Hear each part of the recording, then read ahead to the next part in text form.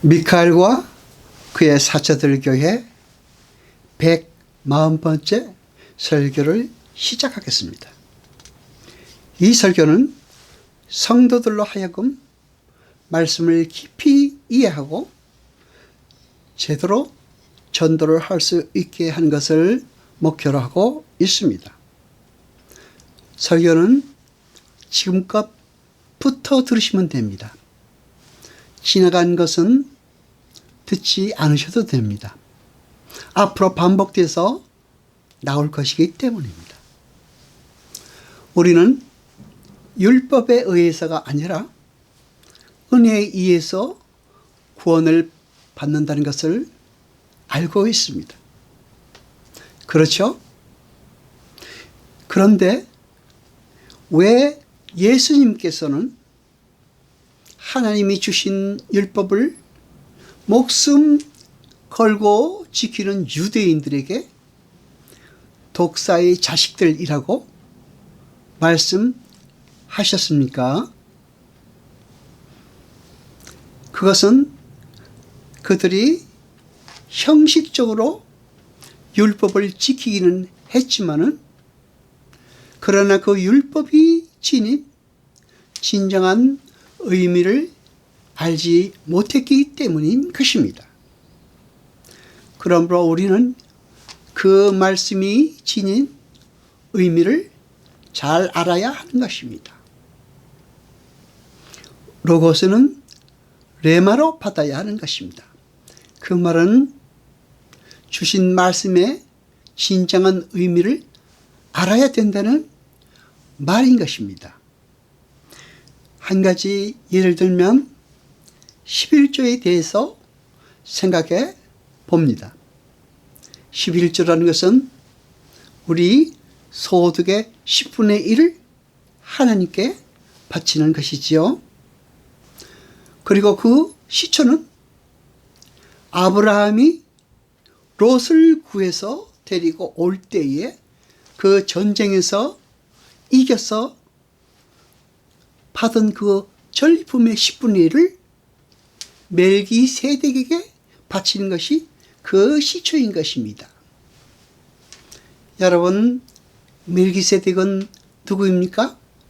평강의 왕입니다. 멜기세덱은 누구입니까?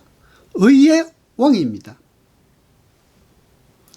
멜기세덱의 반차라는 것은 처음도 모르고 끝도 모르고 영원히 계속되는 그러한 예수 그리스도를 의미하는 것이라고 보면 됩니다. 그리고 아브라함이 멜기세덱에게 자기 전리품의 10분의 1을 바쳤을 때 아브라함은 그 전리품을 바치는 그 의미를 알았다는 것입니다. 그 의미는 무엇입니까? 아브라함이 치른 그 전쟁은 하나님께서 치른 것이라는 의미를 알았다는 것입니다. 오늘날 우리가 우리 소득의 10분의 1을 하나님께 바치는 것은 지금의 의미로서는 우리 자신을 하나님께 바치는 그러한 의미를 가지고 있습니다. 그리고 우리가 헌금을 하고 나서는 그 헌금이 제대로 잘 사용되고 있나 대단히 궁금해 하시는 분이 많이 있습니다. 그러나 그럴 필요가 없습니다. 여러분이 그 헌금은 그 11조는 여러분이 하나님께 여러분 자신을 드린다는 것을 의미한다는 것을 안다면 여러분을 사랑하시는 하나님께서 여러분을 받으시면 되는 것이지 다른 것에 대해서 여러분이 생각하실 필요가 없습니다. 그것은 여러분의 소원이 아닙니다. 만일 하나님의 뜻에 맞지 않게 사용했다면 그건 그 사용한 사람과 하나님과의 문제인 것입니다. 여러분, 우리는 오늘날 여러 가지 절기를 지키고 있습니다. 그리고 그 절기에 대해서 이해하기 위해서는 이스라엘 사람들이 지킨 절기에 대하여 알아보고 그 의미를 이해해야 하는 것입니다. 오늘은 그 절기에 대해서 알아보기로 합니다. 유대인들에게는 여러 가지 절기가 있었지만 그 중에서 가장 중요한 3대 절기가 유월절, 오순절, 그리고 초막절입니다. 유월절, 오순절, 초막절. 유대 남성들은 이 세 절기 때 반드시 예루살렘 성전에 나아가야 했습니다. 그만큼 중요한 절기라는 말이 되겠죠. 그러면 여기서 여러분 궁금한 게 있으시죠? 그러면 여성들과 아이들은 어떻게 했을까요? 그들은 예루살렘 성전에 나오지 않아도 되었습니다. 이스라엘이 애굽에서 노예 생활을 하고 있을 때에 하나님의 뜻으로 모세가 그들을 데리고 홍해를 건너 가나안으로 들어가게 됩니다. 여러분 다 잘 아시죠? 유월절은 그 출애굽을 기념하는 날입니다. 그 유월절에 이스라엘 백성들은 점도 없고 흠도 없는 양을 잡아서 머리와 내장까지 완전히 다 먹어버려야 합니다.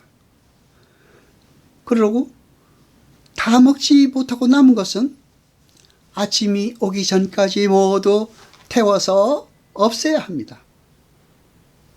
그것은 어린 양이신 예수 그리스도의 순환과 온전한 죽음을 상징하는 것이었습니다. 그리고 그날에 이스라엘 백성들은 어린 양과 함께 무교병과 쓴 나물을 아울러 먹어야 했습니다. 이것은 무엇을 말하는 것입니까? 죄의 고통 속에 있던 하나님의 백성들이 그 긴박한 상황 속에서 무교병과 또 쓴나물과 같은 죄 없는 순결한 백성으로 재창조되기 위해서는 점도 없고 흠도 없는 어린 양의 죽음으로서만 가능하다는 예수 그리스도의 필연성이 그 유월절이라는 절기 속에 담겨 있는 것입니다.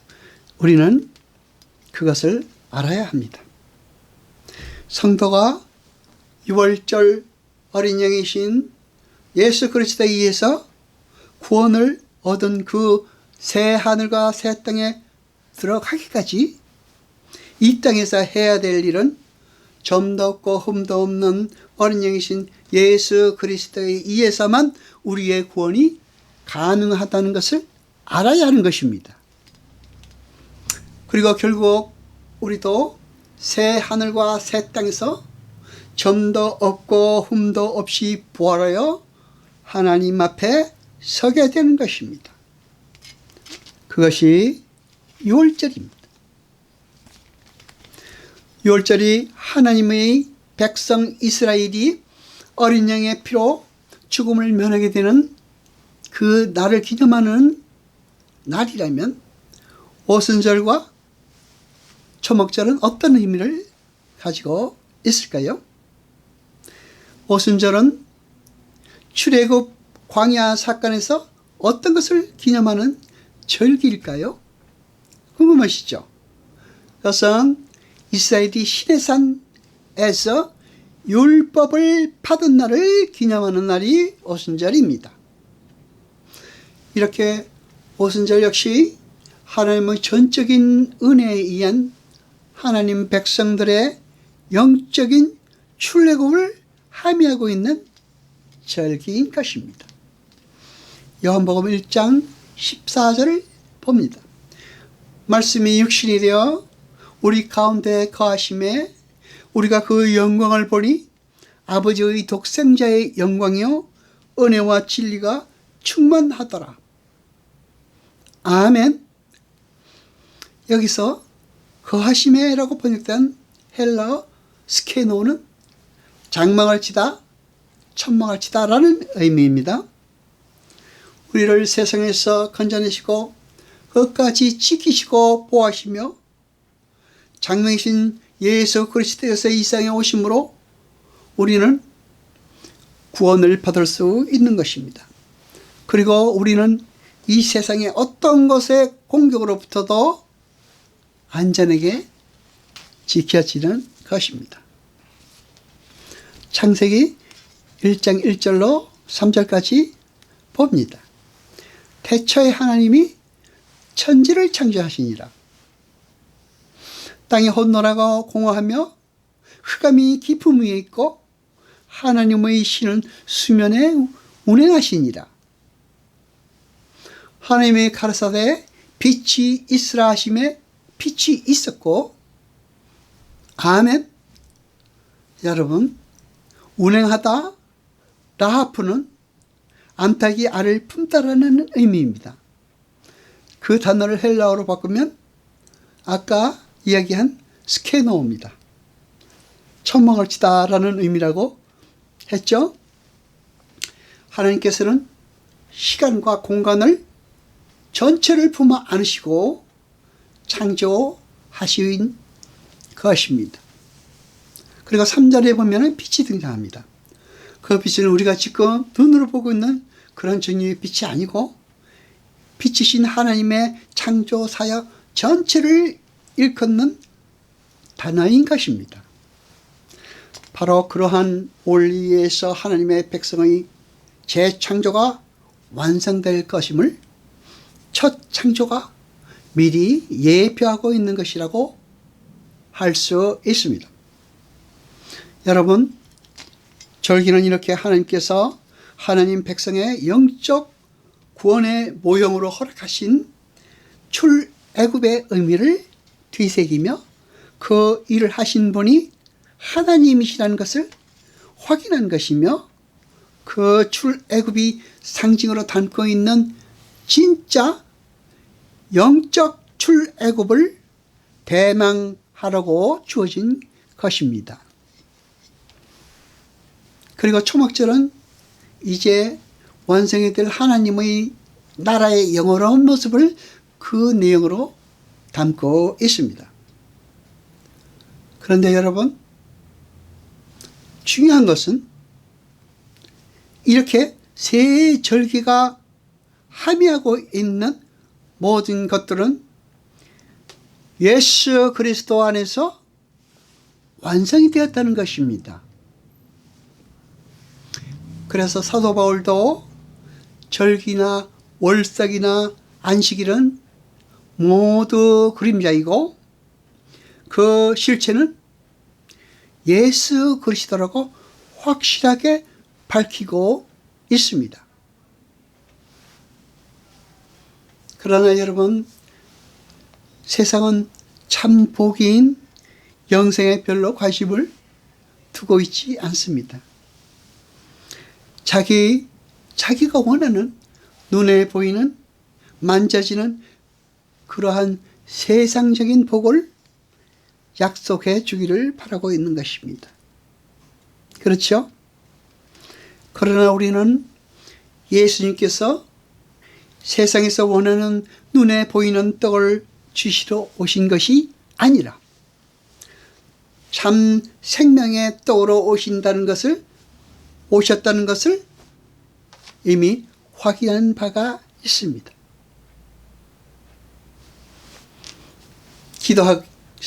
기도하시겠습니다.